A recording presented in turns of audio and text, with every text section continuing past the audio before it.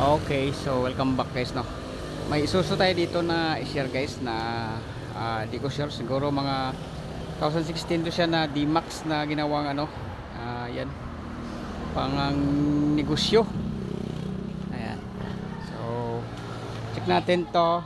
Ara. Wala siyang freon guys, oh. Yan, zero. Ayan. So, dalawa tong evaporator niya, may rear tapos sa front, no. So, check natin kung saan yung may problema dito. At syempre pag latest model, tanggal tayo ng dashboard pa rin, no? Ayan. Okay, so start na po tayo guys, fast forward tayo. Okay, so ito yung next update sa ating ginawa, no? So yung dashboard dito, natanggal na namin to. So painabalik ko na kasi walang leak yung evaporator, no? So kasama na yung cleaning doon. So para ma-cleaning na natin. Ayan, so hindi ko lang pinakita guys kasi wala namang siyang problema, no? So yan, pinabalik ko na. Hindi nyo sa likod, pinapull out ko din para ma-check and then para malinis. So pinabalik ko na rin kasi walang leak, no? So pag leak test namin, nandito yung problema sa tubo. Ayan. Okay, so sobrang hirap kasi yung tubo nakadaan dito. So buti na lang may fitting. May fitting siya. So ito guys, oh. Kinain siya ng corrosion, no? So kailangan namin magbukas dito para ma-out yung tubo. So yung may leak, ito yung high side, maliit. Ayan. So kailangan natin siyang kunin para ma-repair natin. Ana?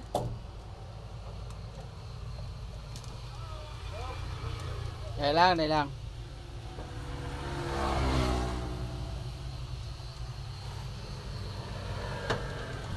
Inailan mo si mabali.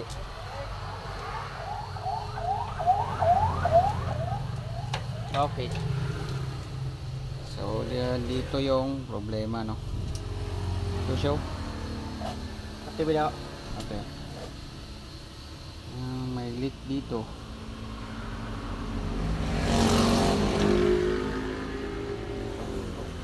So yung may leak.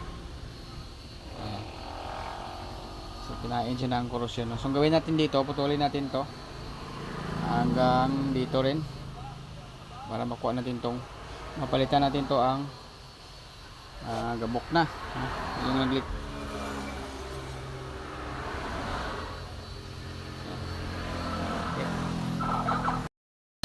Ayan.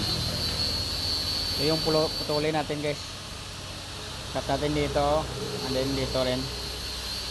So yan yung ating ilugtong. Yan. So yung part lang ng problema yung ating i-share guys, no? So yung pagtanggal o wala naman problema na. So pinabalik ko na lang, no?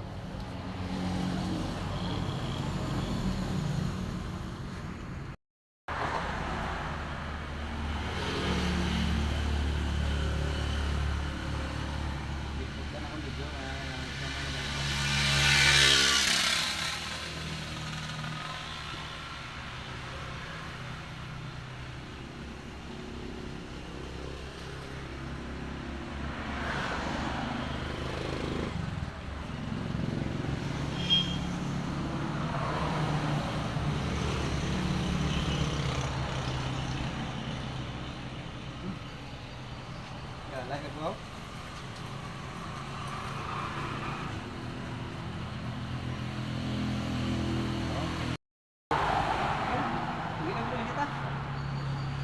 Alay. Hindi yung bangko.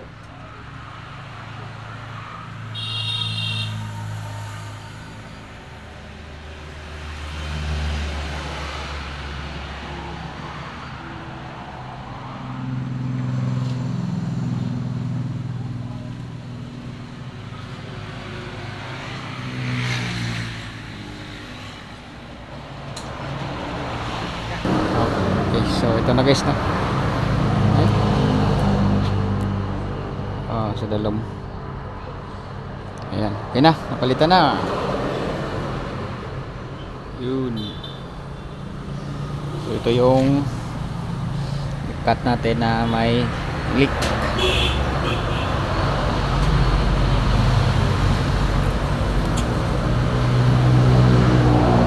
Okay, so symbol. Okay, so isa pa yung pahabol natin na problema dito guys, no. Kanina pa to gumagana. So inaserbaran ko muna, uminit siya kung lalakas yung pan, no. So wala pa rin, kanina pa to guys, no. So wag nyo itong biyahe na. Try ko po na pigilan kung mapigilan natin. So may karton po dito para di tamaan ating kamay. Okay, so ayan, no.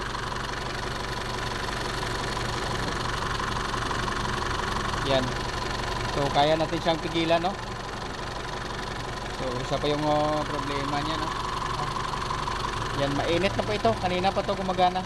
Mga 30 minutes sobra na, oh. Sobrang hina. Yan, no. Kaya natin siyang pigilan, no. Yan. Isa pa tong share natin na problema dito. So may preo na tayo guys, no. Nag-testing na po ako ng 30 minutes mahigit. Kasi inobserbaran ko siya. So wala pa rin. So pag ganyan guys, no, konti na lang yung natira na silicone oil. So tanggalin natin yan, tapos mag-add tayo ng 2 or 3 lang, no.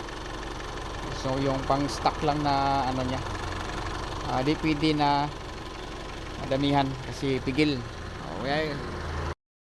Okay, so ito na guys, natanggal na yung ano. So wala na siyang laman, no. May laman siya pero konti na lang. Yan. So dito halos wala nang ano sa loob. So maglagay tayo dito ng tatlo ng silicone oil ito. Ayan. Para okay. 3 lang para hindi siya mag-ugong.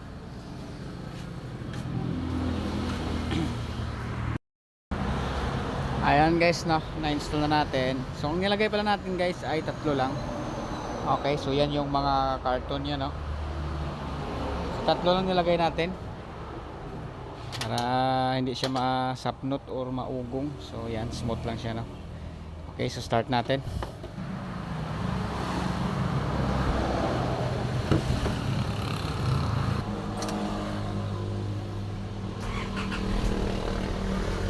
So una rin yung aircon.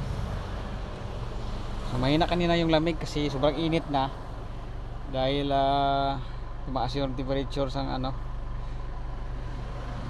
kasi yung ikot niya ng slide. Yun, mas na, oh.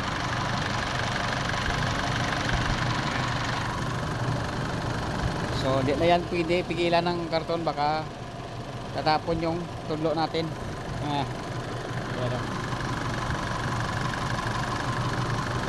Okay, so good na guys. Thank you.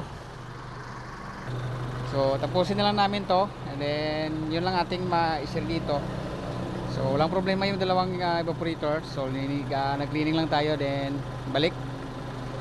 Yan. So regarding pala sa filter niya, no, kasi wala tong filter, no. So inform ko muna yung customer dito, tapos i-cut natin yon para malagyan siya ng filter, no. So pag may ganyan kayong unit, so depende sa inyo kung lagyan nyo din kapag walang filter na nakalagay sa inyong nabili na unit. Ayan.